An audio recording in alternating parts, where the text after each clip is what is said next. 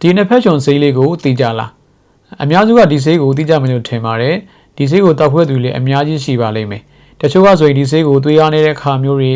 သွေးဝင်ကြတဲ့ခါမျိုးတွေနောက်ခန္ဓာကိုယ်မှာအားနေတဲ့ခါမျိုးတွေမှာဆိုရင်တောက်ကြလေးရှိကြတယ်နောက်ကိုနီနာပန်ဝန်းကျင်ကသူတွေနေမကောင်းတဲ့ခါမျိုးတွေမှာဆိုလို့ရှိရင်ဒီဆေးကိုတောက်ဖို့ဆိုပြီးတော့ညွှန်ပေးတာမျိုးတွေကိုတွေ့ဘူးကြလိမ့်မယ်ဒါဆိုရင်ဒီဆေးကဘာတွေကောင်းအောင်လဲပေါ့နော်ကျွန်တော်မနေ့ကတော့ကျွန်တော်ရဲ့ Facebook page မှာဆိုရင်ဒီဆေးအကြောင်းကိုကျွန်တော်တင်ခဲ့တယ်ဒီခါမှာလူအများစုကစိတ်ဝင်စားပြီးတော့ပေါ့နော်မေးခွန်းတွေမေးကြတယ် comment တွေမင်းကြတယ်ဒါကြောင့်ဒီနေ့မှာကျွန်တော်ကပေါ့နော်ဒီဆေးရဲ့အသုံးဝင်ပုံတွေဒီဆေးကိုဘယ်သူတွေကတောက်သုံးပေးတဲ့နာလဲဘယ်သူတွေကလုံးဝမတောက်တဲ့မှုလဲဆိုတာကိုမျှဝေသမှာဖြစ်ပါတယ်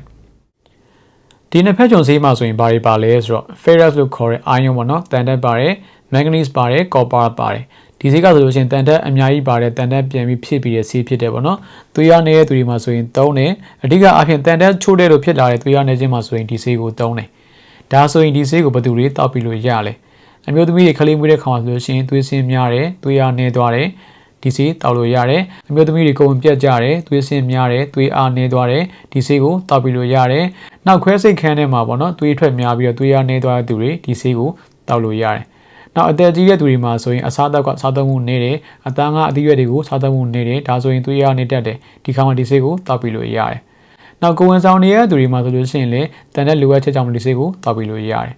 နောက်လေကောင်းကြီးတဲ့သူတွေမှာဆိုရင်ဝင်သွားတဲ့ခါမှာသွေးပါတတ်တယ်ဝင်သွားရင်သွေးပါခြင်းကဆိုရင်ရေရှည်မှာသွေးအားနေတတ်တယ်ဒီခါမှာဒီဆေးကိုတောက်ပြီးလို့ရတယ်ပုံမှန်နေကောင်းကျန်းမာနေတဲ့သူတွေတန်တက်ချိုးတဲ့ခြင်းမရှိတဲ့သူတွေကဒီဆေးကိုလုံးဝမတောက်သုံးသင့်ပါဘူး။ဘာကြောင့်လဲဆိုတော့နေကောင်းကျန်းမာနေတဲ့သူတယောက်ကဒီဆေးကိုတောက်မယ်ဆိုလို့ရှိရင်ပေါ့နော်။ခန္ဓာကိုယ်ထဲမှာတန်တက်တွေပိုများလာပြီးတော့အစာမကြေတာတွေပြုတ်ဝင်တာတွေပြီးလို့ရှိရင်ပြဿနာတွေအများကြီးဖြစ်လာနိုင်ပါတယ်။ဒါကြောင့်မလို့ပုံမှန်တိုင်းနေကောင်းကျန်းမာနေတဲ့သူတွေကဒီဆေးကိုအားဆေးဆိုပြီးတော့ခဏခဏမတောက်ဖို့အတွက်ပြောချင်ပါတယ်။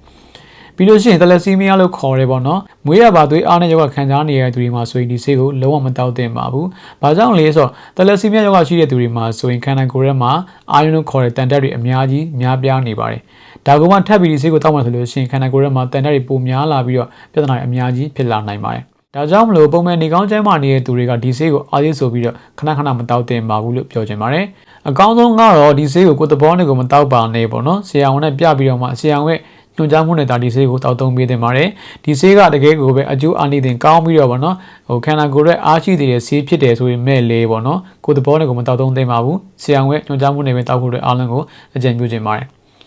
အခုဆိုရင်ဒီဗီဒီယိုကြည့်ပြီးတော့ဗောနော်ဒီနှစ်ဖက်ချုံဆေးရဲ့အကြောင်းကိုသိသွားမယ်လို့မျှော်လင့်ပါတယ်ဒီဗီဒီယိုကြည့်ရအကျိုးရှိရဆိုရင်တော့ share ဆိုမင်းခဲ့ပါကျေးဇူးအများကြီးတင်ပါတယ်ကျွန်တော်ကတော့ဒေါက်တာနိုင်ရဲသူဖြစ်ပါတယ်ခင်ဗျာ